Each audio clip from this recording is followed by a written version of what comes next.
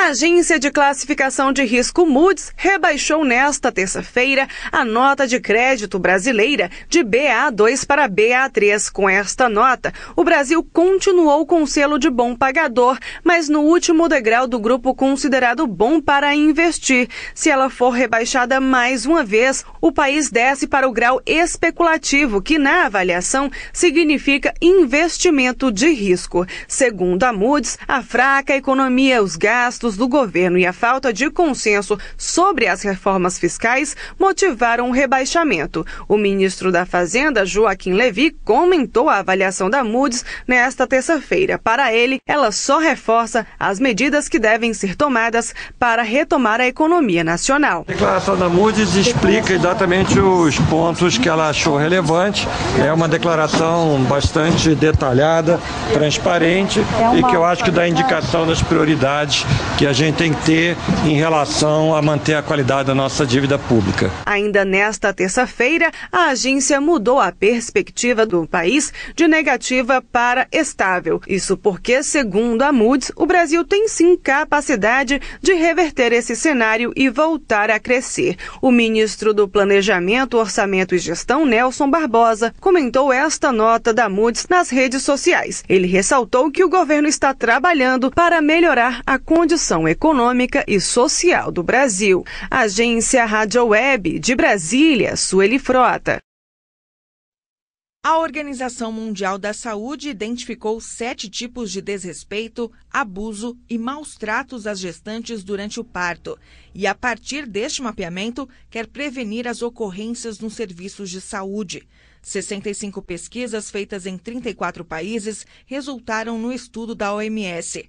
João Paulo Dias de Souza, professor da Faculdade de Medicina de Ribeirão Preto da USP, coordenou a revisão dos levantamentos produzidos em português, francês e espanhol. Ele aponta os abusos constatados no mapeamento. Nos diferentes países se observou a ocorrência de abuso físico, abuso verbal, abuso sexual, discriminação e estigmatização das mulheres, falha na oferta de cuidados adequados, relação profissional de saúde mulher, parturiente ruim e limitações das condições do sistema de saúde. No estudo, há relatos de mulheres que receberam tapas, chutes e beliscões, ou foram acusadas e xingadas no parto. O professor João Paulo Dias de Souza acredita que o primeiro passo para a mudança é conscientizar as gestantes. Elas precisam estar conscientes e empoderadas sobre o que é um tratamento digno e de qualidade em relação à assistência ao parto. Então a gente tem um longo trabalho aí pela frente, no sentido de empoderar as mulheres com conhecimento, com capacidade de reagir a situações como essa. E não para por aí. Reforçar a estrutura das ouvidorias, estimular as mulheres a fazer denúncias e melhorar o ambiente de trabalho para os profissionais da saúde também podem reduzir os abusos. Agência Rádio Web de São Paulo, Paula Ferreira. Você sabe o que é diástase abdominal? No último fim de semana, a cantora Sandy revelou em um programa de TV da Rede Globo que teve esse problema após o parto do filho Theo e que até hoje sofre para colocar o abdômen no lugar. Trata-se de um estiramento dos músculos retroabdominais que frequentemente acomete mulheres grávidas. O diretor da Associação de Ginecologia e Obstetrícia do Estado de São Paulo, Nilton Eduardo Busso, explica por que e como isso ocorre. Então, há uma discreta fragilidade muscular prévia de todos os ligamentos, que em condições normais não ia acontecer nada, mas por um aumento da pressão intraabdominal, por conta da distensão da parede abdominal durante a gravidez, e evidentemente quanto maior a distensão, mais pronunciada pode ser essa diástase, leva a esta situação. Segundo Nilton Eduardo Busso, não há como prever a diástase abdominal, mas algumas atitudes podem diminuir as chances de aparecer o problema. Pouco se pode fazer, mas se você tem uma musculatura abdominal adequada, um reto abdominal bem desenvolvido e toda a musculatura que contém o abdômen adequadamente desenvolvida, porque você tem uma atividade física importante antes, isso talvez diminua um pouco. Segundo ele, ao sentir essa saliência no abdômen, a mulher precisa procurar um especialista para realizar o tratamento adequado, que pode ser por meio de atividade física, fisioterapia e, em alguns casos, cirurgia. Tecnologia. Agência Rádio Web de Brasília, Sueli Frota. Já está disponível na internet a lista dos alunos classificados para a segunda fase da Olimpíada Brasileira de Matemática das Escolas Públicas, a OBMEP. O evento é realizado em todo o país pelo Instituto Brasileiro de Matemática Pura e Aplicada, o INPA, uma unidade de pesquisa ligada ao Ministério da Ciência, Tecnologia e Inovação. Vão participar da próxima etapa de provas cerca de 800 mil alunos de 42 mil escolas. Os estudantes do ensino fundamental e médio foram selecionados entre mais de 18 milhões de inscritos. A prova da segunda fase é composta por 6 questões dissertativas, nas quais os alunos devem explicar como chegaram ao resultado. Segundo o coordenador do Comitê de Provas da Olimpíada, professor Pedro Malaguti, a avaliação traz uma nova visão sobre a matemática e busca identificar o potencial de raciocínio dos alunos. É uma matemática de raciocínio dedutivo em situações novas em que você exige criatividade dos alunos. Em geral, um bom aluno, um aluno que vai bem na OBMEP, não precisa ser necessariamente o melhor aluno da classe, não em cálculos matemáticos. Ele pode ser um aluno que tem interesse em resolver problemas, desafios matemáticos. Esse é o nosso critério. A OBMEP tem por objetivo incentivar o estudo da matemática e revelar talentos pelo Brasil. Os 6.500 alunos melhor classificados recebem medalhas de ouro, prata e bronze. Os medalhistas também são convidados a participar de um programa de iniciação científica oferecido pelo CNPq. No site da OBMEP é possível encontrar provas de outras edições, vídeos, bancos de questões e a lista dos estudantes classificados para a segunda fase. A prova está marcada para o dia 12 de setembro. Acesse o site da Olimpíada no endereço www.obmep.org.br. Agência Rádio Web de Brasília, Denise Coelho.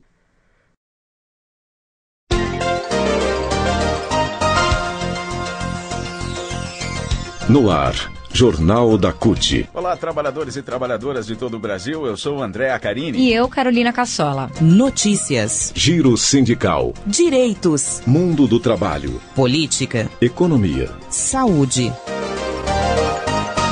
Aqui, a classe trabalhadora tem voz. Nesta edição do Jornal da CUT, Lula abre Marcha das Margaridas em Brasília e afirma que vai voltar a viajar para defender o país. Seminários em Brasília debatem a violência contra as mulheres. E ainda, dia 16, ato está marcado. Solidariedade no Instituto Lula, em São Paulo, contra a violência e pela democracia. Fique agora com a previsão do tempo para todo o Brasil. Previsão do tempo. O bloqueio atmosférico segura ainda instabilidades, mais no Rio Grande do Sul, na região de fronteira com o Uruguai. Mas a nebulosidade cresce um pouco mais também sobre a região central gaúcha nessa quinta-feira. Chove também desde o litoral norte do Espírito Santo até a faixa leste do estado de Pernambuco, mas de modo geral essas chuvas não são generalizadas. Grande parte do país, pegando aí interior do Nordeste, Sudeste e todo o Centro-Oeste, tem um dia de tempo ainda aberto, e vale ressaltar que nessa época do ano, sol, tempo firme significam também baixos índices de umidade relativa do ar, o que compromete a qualidade do ar, especialmente em áreas urbanas. Vale ressaltar que os índices de queimadas também devem crescer bastante, e somente na semana que vem devemos ter o bloqueio atmosférico começando a ser rompido pelo país. Com a previsão do tempo, Olivia Nunes, da Somar Meteorologia. Para mais informações, acesse o site tempoagora.com.br. Mobilização. Brasília foi tomada por quase 100 mil mulheres de todas as regiões do país reunidas na 5ª Marcha das Margaridas. O evento foi realizado nesta terça e quarta-feira. Na abertura, Alessandra Lunas, que é da CONTAG e também uma das organizadoras da marcha, lembrou a primeira edição da mobilização para compará-la à atual, citando que em 2000 as mulheres tiveram coragem de ir às ruas para enfrentar um governo neoliberal de FHC contra a fome e a marcha teve o seu papel. Já em 2011, celebraram a eleição da primeira mulher presidenta do Brasil e o que esperavam dela. Alessandra defendeu que, por seu tamanho e abrangência, a Marcha das Margaridas tem o papel de dialogar com a sociedade sobre temas como o ataque do legislativo à democracia por meio de medidas como a restrição do debate sobre relações de gênero na escola e o projeto de lei que pretende criminalizar manifestações dos movimentos sociais, a chamada Lei Antiterrorismo. E sem nunca deixar de lado a defesa da agricultura familiar, apontou que o campo também está em disputa pelas multinacionais, que querem continuar concentrando terra. Por isso, a marcha grita por reforma agrária sempre. E o grande momento da abertura da marcha foi a participação do ex-presidente Luiz Inácio Lula da Silva. Ovacionado, Lula levantou os ânimos ao apontar a importância da marcha para o desenvolvimento do país. Lula fez uma breve retrospectiva das conquistas de direitos ao longo de seus 2 mandatos e falou sobre o momento pelo qual passa o país e que a crise, as dificuldades econômicas, não foram criadas por Dilma Rousseff, nem pelos trabalhadores, mas pelos bancos internacionais. Lula ainda deixou no ar a expectativa para 2018. Eu já estou há 5 anos que deixei a presidência. Tem muita gente que fala que eu não estou viajando pelo Brasil, sabe? Porque também acho que não é meu papel, é o da presidenta Dilma viajar pelo Brasil. Agora eu estou quieto no meu canto. Mas todo santo dia, tem uma provocação. Todo santo dia tem uma coisa. E eu estou quieto. Portanto, eu queria dizer para vocês, eu estou preparando o meu caminho para voltar a viajar por esse país. Antes do ex-presidente, ministros, parlamentares e lideranças sindicais falaram das lutas e conquistas dos 15 anos de Marcha das Margaridas. A vice-presidenta da CUT, Carmen Foro, ressaltou a disposição de ocupar as ruas para impedir o golpe. Ela afirmou que as margaridas de todo o país não permitirão que golpistas e fascistas ocupem os meios de comunicação, uma imprensa partidarizada que tenta transformar as questões do país como se o Brasil vivesse o maior caos da história. Ela ainda relembrou velhos tempos, a primeira marcha, ao citar que o maior caos da história os brasileiros viveram nos anos 90 e 2000, quando as trabalhadoras nem foram recebidas por FHC. Durante a Marcha das Margaridas, foram realizados seminários que discutiram vários temas, como autonomia econômica, trabalho e renda, e principalmente sobre a violência contra a mulher, que no campo segue impune. Carmen aproveitou para explicar por que a defesa da democracia é um dos eixos da mobilização. Ela afirma que sem democracia não há direitos, não há enfrentamento ao machismo e todos tentam calar as vozes das mulheres. Em ação. Durante a Marcha das Margaridas, foram realizados seminários que discutiram vários temas, como autonomia econômica, trabalho e renda, e principalmente sobre a violência contra a mulher, que no campo segue impune. A violência contra as mulheres, nos últimos anos, se tornou tema de políticas públicas e por isso deixou de ser questão de foro íntimo, ou seja, passou para fora da porta de casa. Mas as lideranças dos movimentos que participaram da marcha alertam que o problema segue grave no país. Carmen Foro, vice-presidenta da CUT, afirma que as agressões não podem ser separadas do modelo machista, patriarcal e capitalista que segue a sociedade, e muitas das políticas emperram nos estados e municípios. Fator grave também é que o assédio moral e sexual se desenvolve inclusive em espaços onde se discute o tema. A Marcha das Margaridas se engajou na luta pela instalação de delegacias móveis da mulher em 2007. Como resultado, em 2011, a presidenta Dilma Rousseff anunciou, naquela época, novas 54 unidades. Secretária de Enfrentamento à Violência da Secretaria de Política para as Mulheres, Aparecida Gonçalves, trouxe números alarmantes para mostrar que as agressões continuam em um nível vexatório para qualquer país que pretenda se desenvolver com justiça e igualdade. Segundo ela, em 2014 foram praticados 500 mil estupros. O Brasil é o 7º colocado no ranking de assassinato de mulheres. Já neste ano, 367 mil mulheres foram vítimas de violência e por dia foram relatados em média 10 casos de cárcere privado. Números dignos de grande preocupação, mas que, por outro lado, só vieram à tona por conta de um serviço de denúncia, o Disque 180, criado durante o governo do ex-presidente Luiz Inácio Lula da Silva. Informa CUT. E no próximo domingo, movimentos sindical e sociais vão fazer um ato a partir das 13 horas na sede do Instituto Lula, que fica na zona sul de São Paulo, ao lado do Museu do Ipiranga. A ação será parecida com a que ocorreu no dia 7 deste mês, com o Abraço Solidário, como resposta ao atentado com uma bomba de fabricação caseira lançada na sede na noite do dia 30 de julho. Sindicatos fazem vigília no local desde segunda-feira. A CUT está presente em defesa da democracia e contra a intolerância, marca das ações de alguns setores no último período. Segundo o presidente nacional da CUT, Wagner Freitas, em entrevista ao Portal Nacional da entidade, esta ação é uma resposta contra a violência e em defesa do ex-presidente da República, referência do movimento sindical e liderança da classe trabalhadora.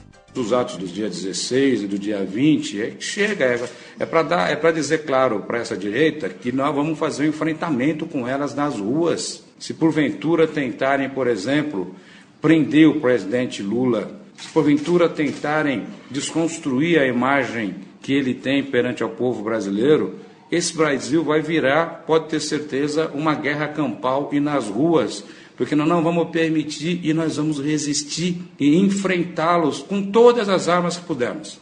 Mas se tentarem, de maneira mais direta, prenderem o presidente, tentar desconstruir a figura que o povo brasileiro tem como esperança, nós não podemos permitir isso, porque isso é perder e jogar fora a nossa esperança. Então, fique claro que tem que dar um basta nisso. O ato vai cobrar também a punição dos responsáveis pelo atentado à bomba na sede da entidade. No Facebook já foi criada uma página sobre o evento chamada Todos Juntos em Defesa da Democracia. O Instituto Lula está localizado na Rua Pouso Alegre, número 21, Ipiranga, São Paulo, próximo ao Museu do Ipiranga. Jornal da CUT. E o Jornal da CUT de hoje termina aqui. Mais notícias você acompanha no portal www.cut.org.br. Produção Secretaria de Comunicação da CUT Nacional. Apresentação e edição Andréa Carini e Carolina Cassola. Coordenação MG Hora Comunicação. Rádio online e distribuição Agência Rádio Web. Realização CUT, Central Única dos Trabalhadores. Muito obrigado pela sua companhia e até a próxima edição.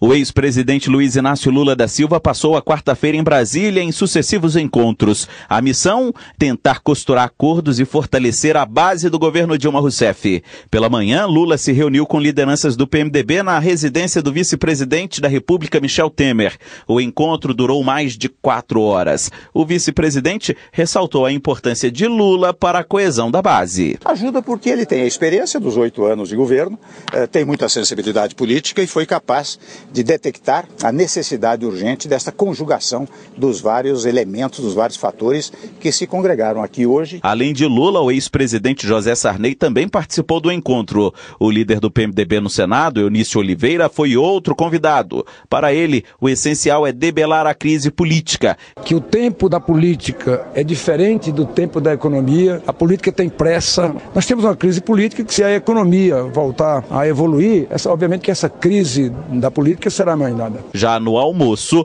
Temer, que é presidente nacional do PMDB, reuniu a bancada do partido da Câmara para conversar. O maior problema do governo está justamente entre os deputados, que estão incontroláveis. O encontro, segundo o presidente da Câmara, Eduardo Cunha, do PMDB, foi normal e sem apelos para que ele volte à base. O PMDBista minimizou a ação de Lula para controlar a crise entre governo e base. O ex-presidente Lula tem todo o direito, como o ex-presidente da República, de conversar e debater com quem ele quiser. Ele não tem uma função institucional que ele possa estar tomando um lado institucional. Não se trata disso. Tanto que eu volto a dizer, eu fui convidado para estar pela manhã. Eduardo Cunha é apontado como o insurgente contra o governo. Desde a legislatura passada, quando liderou o PMDB, Cunha criou o chamado Blocão, que, mesmo sendo da base, impôs diversas derrotas ao Planalto. Agência Rádio Web, de Brasília, Yuri Hudson. Bastante utilizados no apoio à segurança de grandes eventos e em produções do cinema e jornalismo, os drones estão cada vez mais populares no Brasil. A tecnologia, claro, não foge aos olhos dos engenheiros, profissionais atentos ao conhecimento científico, mas, neste caso, o debate sobre eles vai além da curiosidade. Os agrimensores, por exemplo, querem entender quais os limites e vantagens do uso destes equipamentos no campo. Tanto é que foram pauta do primeiro dia da reunião ordinária da Coordenadoria de Câmaras Especializadas de Engenharia de Agrimensura do Conselho Federal de Engenharia e Agronomia, CONFEA, realizado no CREA Minas nesta quarta-feira. Segundo Francisco de Sales Vieira, coordenador nacional do colegiado que reúne representantes de todo o Brasil, é preciso regulamentar o uso dos drones para o georreferenciamento de imóveis rurais e urbanos no Brasil. Como o drone tem objetivo comercial, de pesquisa ou experimentos, o aparelho passa a ser entendido como um veículo aéreo não tripulado, de sigla VANT. Para o engenheiro agrimensor, o uso recorrente e indiscriminado desta tecnologia gera incertezas e riscos. No Brasil, hoje, não tem legislação sobre o VANT. Estive agora recentemente em 3 países, na Espanha, na Itália e em Portugal, e o que a gente observou? Existe legislação, mas você tem uma ideia, a legislação, uma das coisas está na legislação dele lá.